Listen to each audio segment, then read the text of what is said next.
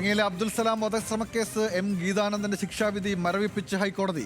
ഗീതാനന്ദന് ജാമ്യം അനുവദിച്ചു. മറ്റ് 3 പ്രതികളുടെ ശിക്ഷാവിധിയും മരവിപ്പിച്ചു. വിചാരണ കോടതി വിധിയിൽ പിഴവെന്ന നിരീക്ഷണം. വിവരങ്ങളുമായി ഷബ്ന കെയും ചേരുന്നു ലീഗൽ ഡെസ്കിൽ നിന്ന്. ഷബ്ന, വിശദാംശങ്ങൾ.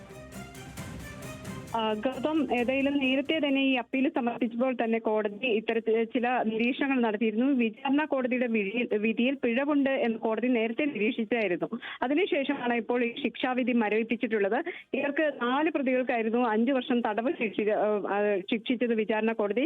ഈ തടവ് ശിക്ഷയാണ് സ്റ്റേ ചെയ്യുകയും അല്ലെങ്കിൽ മരവിപ്പിക്കുകയും ചെയ്ത് ഇവർക്ക് ജാമ്യം അനുവദിച്ചിട്ടുള്ളത്.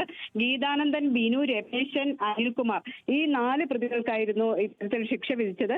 ഇവരുടെ ശിക്ഷയാണ് ഇപ്പോൾ മരവിപ്പിച്ചിട്ടുള്ളത്. വിചാരണ കോടതിയുടെ വിധിയിൽ പിഴവുകളുണ്ട് എന്ന നിരീക്ഷണത്തോടെയാണ് ഇപ്പോൾ ജാമ്യം അനുവദിച്ചത്.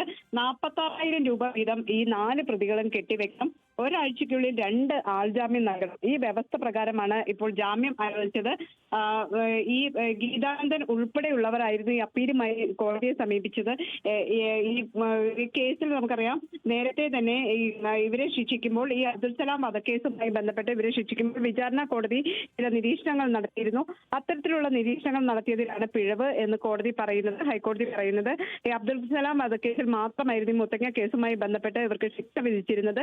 ഈ ശിക്ഷയാണ് ഇപ്പോൾ മരവിപ്പിച്ചിട്ടുള്ളത്.